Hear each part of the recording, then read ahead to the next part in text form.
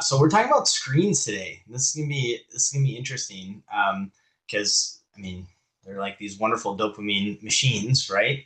And so what I want to talk about with ADHD, right, is how we like have less dopamine, right? And so what is that relation to screens, and what does that look like? Because screens can be really helpful, or they can have some other impact on us. And so um, the agenda today, I want to talk to you about like screens and how it can impact us in good ways and not good ways.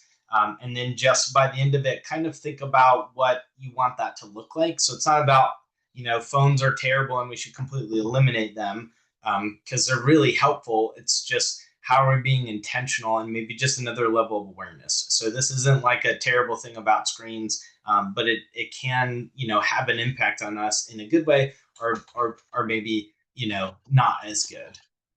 So the first thing I want to talk about, like before we get into this, is does screen use or does our current climate cause ADHD? This is like a myth. I've heard so much, and you might get that from people too. And so screen time does not cause ADHD. You can't cause ADHD. You can't change your brain. ADHD is something that primarily it's genetic. Almost 90% of cases are genetic, and it's something in how our brain is formed, right? Like the prefrontal cortex and our amygdala and things like that.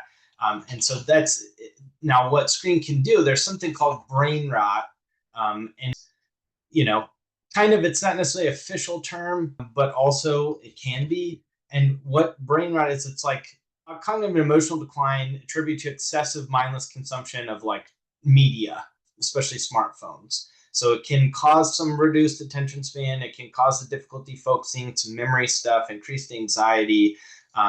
So there is that like kind of loose term, but it's not a clinical diagnosis, and it does not directly mimic ADHD. So if you have heard of somebody saying like, oh, with our current phone use, that's why there's higher prevalence of ADHD, it's absolutely false. That's absolutely not true. They're talking about something completely different. And really what that is, if you think about it, like we have lower levels of dopamine, or it's like regulated differently with ADHD in our brain, along with some other neurochemicals.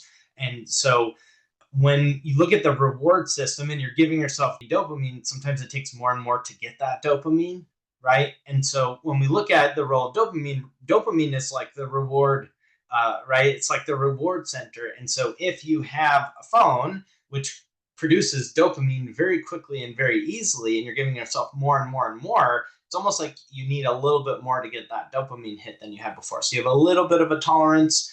So if you take someone who doesn't have ADHD, who's on their phone all the time, they might show some symptoms of like lower dopamine levels, which might have a little overlap with ADHD, but it's not coming from a cognitive place. They're really just like, giving themselves way too much dopamine way too fast, and then the rest of the world can't compete. So I want to say that up front, that smartphone use, how fast our world is, AI, all that stuff, it's not cause ADHD. I don't know if you've heard that, but it's like a pet peeve of mine. And I've heard that quite a bit. So they're two very different things. And so the loose term is called brain rot that people use. So anyways, that's what that is before I get into that. So so with ADHD and phone use, like I said, I mean, ADHD is more of a, I don't want to say disorder because there's some really great things and there's some hard things, but it's more about regulation. It's not motivation or laziness, but we crave stimulation because a lot of our brains are understimulated, right? And screens create this constant novelty. And if you have a special interest or things that are, I mean, we're eternally curious, right? If you ever like watching a movie and all of a sudden you want to Google who the actor was and what other films they were in, and then you want to learn about the set on the movie, and then what is it like to be in a movie and what's it like to be an actor? We're eternally curious, and that's a really cool, fun thing about us.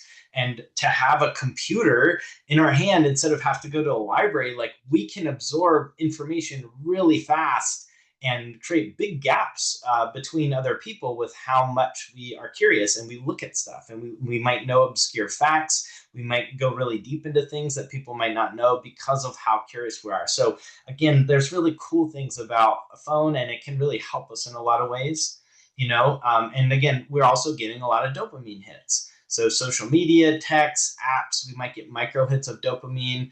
And we might use it to distract. We also might use it to regulate because we have lower levels of dopamine and we might need a hit of dopamine to do the thing. And if we go on and we see something good, boom, we got the dopamine, or we feel inspired, we can go do the thing. So it's about like, how's it affecting you, right? And what impact is that having on you? And so now when we are using phones and we are getting that dopamine, there are a couple key times where it's really good to have a little bit more boundaries around the phone, which we'll talk about that. It was actually two different studies I read. If you can delay right when you wake up, that's a big one. If you can delay turning on your phone right when you wake up, what they're showing is that sometimes it can flood the brain with dopamine. It can kind of offset you for the day. So if you've ever had a time where, and this is something to practice, it's not everybody, this isn't for everybody's brain, but when you wake up, if you can have your phone off or plugged in a different room, so it's not just habit and grabbing and turning it on, that can be a helpful thing. If you need your phone, if that's a safety thing, or you have kids or something like that, don't feel like you're failing if you don't do that. But if you're able to turn it off and put it in another room and then just spend 10, 15 minutes of wake time without a phone, that can actually help with your dopamine release throughout the day instead of flooding you. I know some people turn on their phone and immediately go to real estate. You're starting your day with cortisol and stress. And so just know if you can take a little bit of time without doing that, that's really helpful. So that's one of the times. And then also before bed, that blue light can mess with our melatonin. And with ADHD, and if you're on the autism spectrum, sometimes our melatonin can be regulated differently. And our circadian rhythms are shown to be off by about 2 hours. So most, not all, but most of us have a delayed circadian rhythm where, like, essentially what's happening is you're not going to get tired until 2 hours later, right? So 2 hours later, and you're probably going to want to sleep in a little bit more. And so not exposing yourself to blue light can be a really helpful thing. So our brains, right, are understimulated. We're chronically understimulated. So phone can be a great thing to stimulate us. And our brains are wired for reward seeking. That's what we're looking for. And so if we're exposing ourselves constantly to this immediate reward over and over again without doing something to get it, or we're exposing ourselves to these floods of dopamine, what can happen is certain basic things might feel way too understimulated because we've kind of already got our brain to a certain level of expectation for reward and for stimulation. And so you might have less motivation to do your follow-ups, to do your lead gen, to do emails, because our baseline that we're used to for stimulation is here, right? We've brought it up to here with our phones and constant reward system. And so then when we have to do something that's down here, it feels worse. Whereas if we didn't use the phone repetitively in the same way, our baseline might be lower. And so those things might seem a little bit more appealing, if that makes sense. So sometimes screens can replace slow rewards with instant ones, like that instant gratification. And then we can also get kind of impulsive with just checking our phone because it's dopamine producing. And so, if you've ever had that where you put your phone away or set a timer, this is an interesting exercise. If you set a timer for an hour and you put your phone in your pocket and you try not to check it, and then see how many times you go for it in an hour. That's a really interesting exercise. And don't shame yourself. It's something that can be changed, but that's something interesting to do, to just see how much you go. And what you can do is you can just kind of break that habit if you want to. It's all of this is like reversible. Even what I talked about, the brain rot term, where people are just constantly on their phones and have a little bit of trouble focusing, that's reversible. It's not permanent from what I read. So a lot of this is reversible. We're just kind of resetting our natural dopamine. So the other thing to remember with our phones is that our algorithms track our behavior and they feed more of what we're going to go for. So because apps want us on their apps more, right? So the algorithms are designed to keep us on the app more. So if you're a real estate agent and you've posted a link to your listing on Zillow or on your website and it hasn't got a lot of likes, it's because you're posting an outside link, right? So Facebook and Instagram and social media want to keep you on the page, if you didn't know that. So that's why you're getting less on there. These algorithms will do anything to keep you going on Facebook or Instagram as much as you can, where if you post a link to something else within that same platform, you're going to get way more exposure. And what I mean by algorithms is this is how much this app is going to show your post to all of your followers, right? So you can have a great post, but if the algorithm decides it's not going to hit or they don't want to show it, no matter how great the post is, even if it's better than all the other ones, it's not going to get attention. So know that the algorithms are designed to keep us on there, and whatever it even tracks how long you stay on something. So if you're scrolling and you don't click on it, but you stay on it, look at it, it's tracking that. So these algorithms are designed to keep us on there. And then you're seeing more and more that the videos now are like 30 seconds or 15 seconds or 5 seconds, so it's designed to keep us on there. And a lot of times, it's not our fault, right? But just know that's what it's designed. So if you've stayed on social media a long time, if you've scrolled a lot, it's not lack of self-discipline, right? That's the point. And so when we're looking at kind of patterns, right? If we look at how screens show up in our lives, a lot of times we start our day, we check our email, we go on social media. If we need to answer anything, we might end up somewhere else. We've got notifications coming in. We might go on TikTok. We might go on a market video. We might scroll for a little bit because we're in ADHD paralysis and we don't know what to do, or we don't want to make a decision. And so sometimes, especially with ADHD, we have weaker working memory. And so if we go to set out to do something and then something distracts us, whatever we're going to do is gone. And so be aware of that as well. If you're saying, I'm going to check social media because I'm going to answer all these messages, really be clear that that's what you're doing and keep that front of mind. That's going to keep you focused versus, and I don't know if you've done this too, you open up Facebook and you're going to check something and all of a sudden you're looking at your cousin's wedding photos from 3 years ago when you were the best man to see how much weight you lost, right? So that's something that happens. And so we got to be really clear on what you want to do and why you're on there, and keep that front of mind. And then that being said, it doesn't mean you never can go on there and have fun, but it's interesting to see what happens when you give yourself time to just go and do that. Like time block time to kind of scroll and have fun. You can totally do that. But when you're working, you may have it more work focused. But we want to give ourselves playtime on that as well, because it is fun. It's not a terrible thing.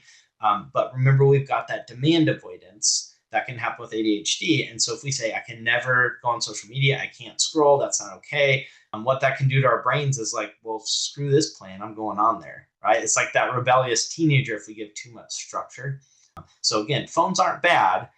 You may want to separate work time and playtime. So some other things that can happen on screens. Has anybody been on there and saw somebody who seems like they're doing well and then you felt worse, or you compared yourself? Has anybody done that? Oh yeah. Okay, so that's a thing as well. So in addition to just the effect on our dopamine, there's also that comparison thing, which is easy to do with ADHD because, especially if you got a late diagnosis or you feel like you've got executive function stuff going on, you can compare yourself or feel like you're behind. That's a feeling that a lot of people with ADHD say, is that they feel like they're always behind. And so what Tony Giordano, he's actually my coach, and he's got like 1 million followers on Instagram. He's amazing. He wrote The Social Agent. He wrote that book, and it's really good. Tony Giordano, if you're not following him. But what he talks about is the instant you start comparing yourself to somebody you don't feel good, you unfollow them immediately. You do it once, unfollow. And on Facebook, you can unfollow without unfriending, by the way. So it's like, why would I have that on there if I know I'm going to compare myself, And I thought that was so cool. So if you find yourself comparing yourself to somebody, get that out of there. You don't need to see that. It's not going to be helpful. You don't have to unfriend them. You can unfollow. They don't see that you're unfriending them because you're just unfollowing. But that was something that he talked about. It's really neat. So the other thing is it can feel productive. If you're following stuff on there and you're doing that, it feels productive, but really it's not, And so sometimes we're avid learners and it feels like we're learning, but really at the core of it, we need to be doing something or producing. So just being aware of how that happens or what that looks like. And so then we also have, like if something feels hard, think about that. Like we were craving dopamine. If there's something that really doesn't create dopamine, or it feels really hard, or it might trigger some anxiety in us. And then we have a screen right here that's like, hey, I'm going to make you feel good real quick. Just pick this up, and everything's going to be okay. So I'm faced with this hard decision. I have this. And then with ADHD, we can have weaker impulse control and we're lower on dopamine levels. It's so easy to pick this up. And so another thing you can do is if you're doing a task before you sit down, like preemptively, you want to do this, but before you sit down, if you can put your phone where it's just not within reach, right? Like that can be really helpful if you silence the notifications. So you can't just grab for it in a minute. You have to literally get up. There's just these little things where it's not like never touch your phone, but it's like just keep it where you can't grab it. You have to get up.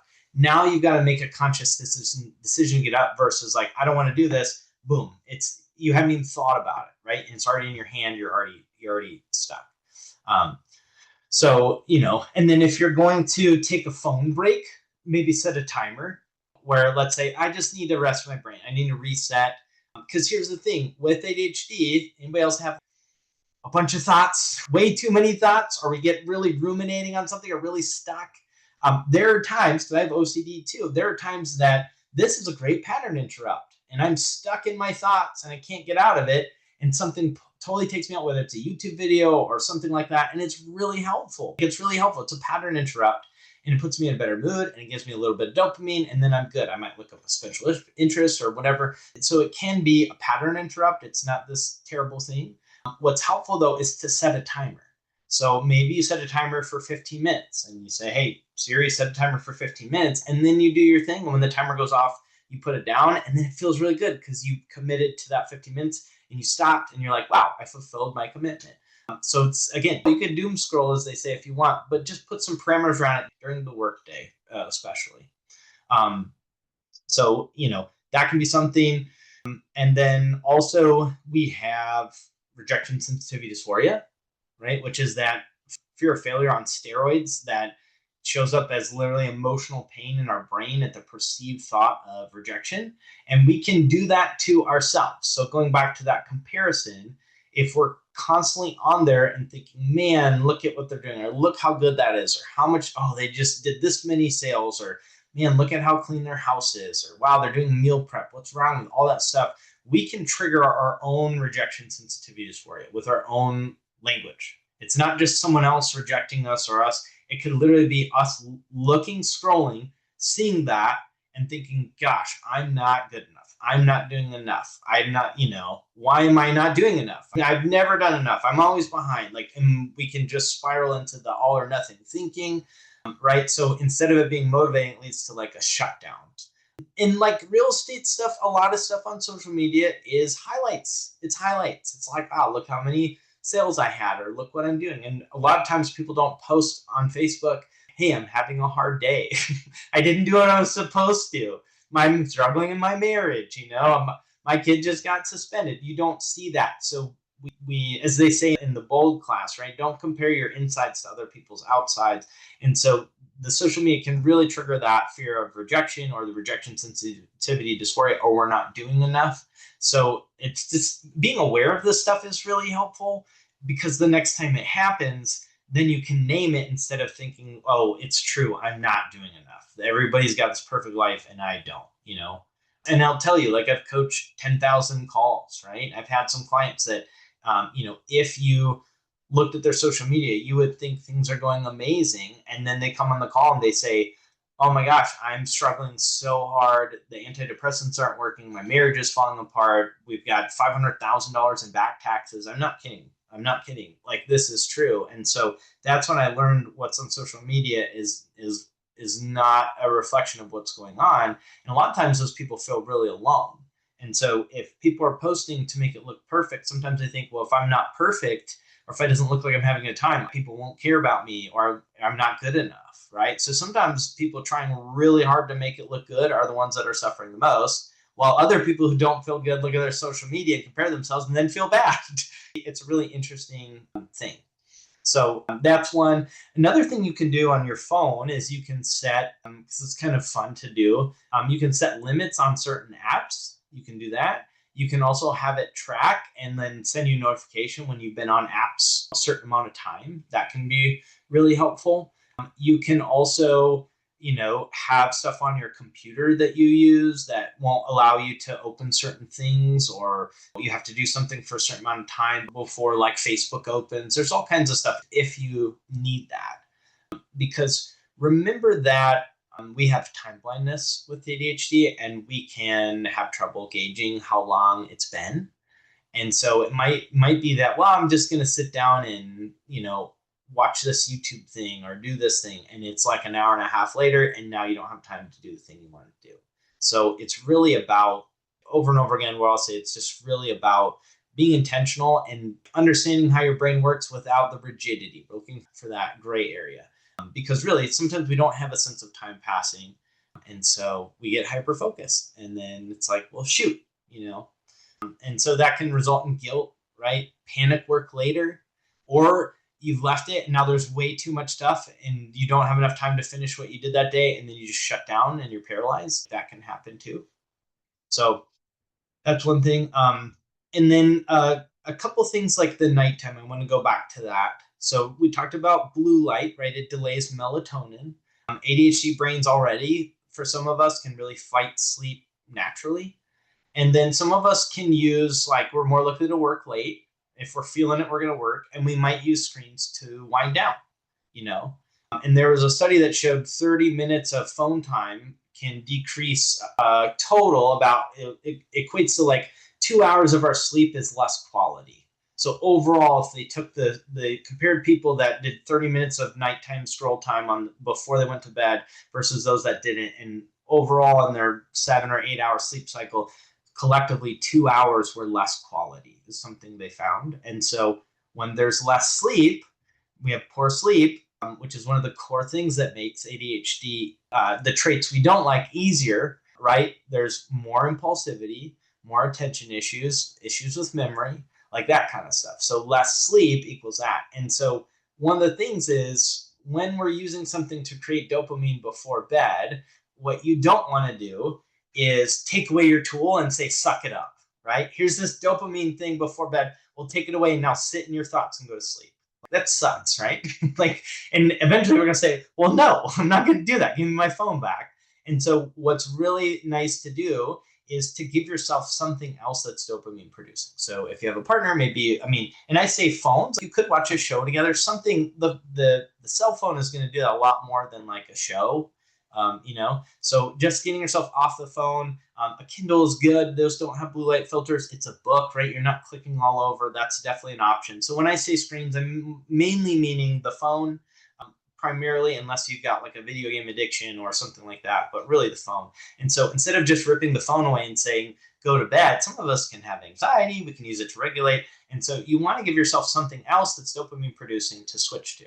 So that could be like coloring books. It could be like if you have a partner, you can hug them, spend time with them, your dogs, your kids. You might watch a show together. That's a little bit different. It just depends on how it affects you. You might read a book that's really fun for you. You might do Legos. I know some people here do Legos and do that. You might draw. You might journal, like some kind of Sudoku, like some kind of fun activity that is not just removing your dopamine and then you're supposed to just tough it out. And that's, discipline, maybe you can use that, but for a lot of people, like we want something fun. And so, just if you take something away that's dopamine producing, try to give yourself something else. Maybe it's a hot bath, maybe you listen to music, like something. And maybe it's just, you stop 30 minutes before your bedtime or an hour before your bedtime. Doesn't mean you can't look at it that night, but create some kind of gap before you go to sleep so you're not on your phone and then boop, going to sleep. So they say ideally an hour before would be helpful. And so when we're looking at just the phone too, just a couple other things is notifications. And also you can do not disturb like all the time. You can put that on there where you just do not disturb or silent. And so then you can go to it when you choose, put favorites, in there so they can get through. If you have kids that are going to message you, or parents or somebody, or you're waiting on a doctor's appointment, do favorites. But if you can keep that where it's not constant notifications, oh my gosh. Like I've had coaching calls with clients that they just have constant notifications. And I'm like, well, no wonder we're having trouble, because it's just ding. And remember, we do well with urgency. It's dopamine producing, and that's not necessarily a good thing. So if it's going off, we're going to go urgent. Oh, cool. And our brain's not going to have issues doing that, but it's not the thing we need to do. So make sure you've got notifications off on stuff, even the banner ones, unless you really need it. Like, do you need to know that Pizza Hut has a deal going on right now?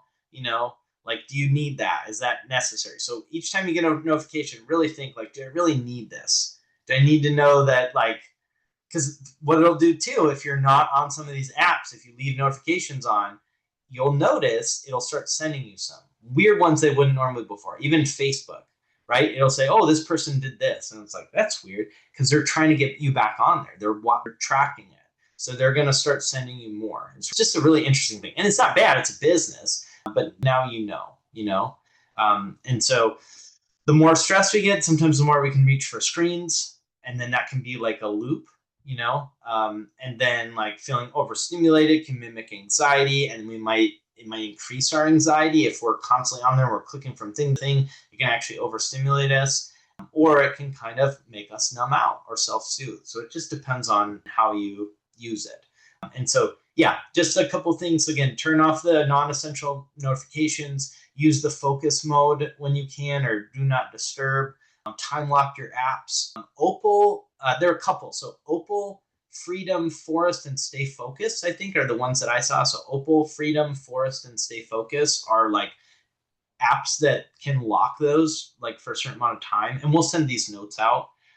Those can be things you do. Like I said, move your phone out of the space. Some people have two devices. So they'll have one for work and one for personal. So they only have a phone that's only for personal, and then they have a separate one. That can be helpful. If there's an app you always go to and you don't really want to, make it harder and put it in a folder. So like, let's say you go on Facebook all the time and you don't want to, or Instagram, and it's TikTok or whatever. So instead of just having it on the first part where you click on it, make it harder and put it in a folder. So you've got to click on the folder and then the app, or put it on the second screen side of, like, on your phone, you can have apps like in a couple rows. So put it on the second and third one. So make it a little bit harder to go to it, where you got to think for a split second versus, boop, I'm on Facebook, and then you could do like 1 hour daily for your guilt-free scroll, where you can just do that and have fun and then pull it back. That's an option. So it's not never do it. Give yourself a window. And then a couple of things we talked about, dopamine, right? We're going to pull that away at nighttime. We want to give ourselves something dopamine producing. So same thing if you're looking to have a little bit more boundaries with your screens. And so some things that can happen, instead of going for your phone, you could do like a movement burst, right? You could walk, jump rope, stretch, like dance, drink water, cold water, or like bubble water. You guys know I like just soda water because it's stimulating. I mean, these are so good. If you like sour and you're healthy, these are so good. I guess it's like backwards, but they're called Fruit Riot, and it's like frozen grapes that are coated in lemon juice and then like cane sugar, and they're like colored with turmeric and beet juice. But they're like, it's literally grapes, but they're sour, right? It's like another sensory thing, and they're sweet. And so you might find certain stuff, and they're cold, right? It's like this. It's like one of my favorite sensory things. So yeah, it's called Fruit Riot, but they're sour. If you're curious about that. But you might have something like, or a citrus scent, essential oils, or music, or sunlight, or something like that. And then you could call someone instead of text, right? So you're not on the screen to call somebody. Or you switch up the novelty of what you're doing. You change a location, you do a playlist, something like that. And then there are some like ADHD friendly boundaries you might have. So no, you don't get screen time until, like, this is one I have. I don't turn on my phone typically, except on the weekends, until I've like walked the dogs and ate something. That's something that gives me time. And then I have like a little handheld radio if I want to listen to music. That can ebb and flow with how rigid I get with that. But that's something that's really helpful. You might have something where you don't check social media after 9 p.m. It's like a rule with that. Or you only scroll after you've, done your lead gen or something like that, Or you might look at, your screen time report once a week and then think, okay, here's what I want to pull back. So what they talk about is, don't try to go cold turkey, right? We can be extreme. Don't do that where it's like, okay, well, I'm not touching this thing. This is not going to do it now.